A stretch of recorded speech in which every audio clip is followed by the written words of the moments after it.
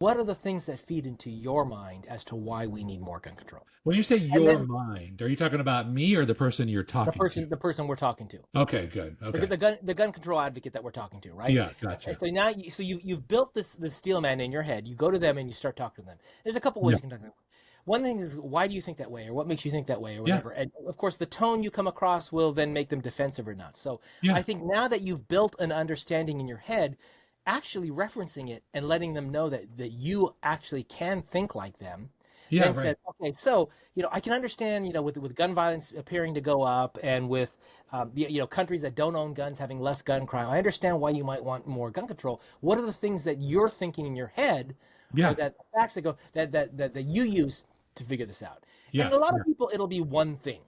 And it Yeah. might be that one thing is the personal experience you talked about. Yeah, Or the right. one Right. thing might be, I lived in England for many years and we didn't have this problem. Yeah, right. Whatever. Or it could be five things. Like, I mean, the level of detail we Could went be. to, building up five different reasons why, may be Yeah. well beyond what the average person does.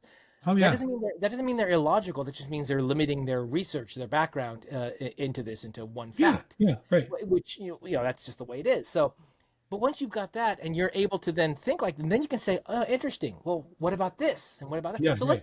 let's say it's personal experience that they've got, right? Yeah, They got right. that someone has something bad happen in their life, where someone got hurt with a gun.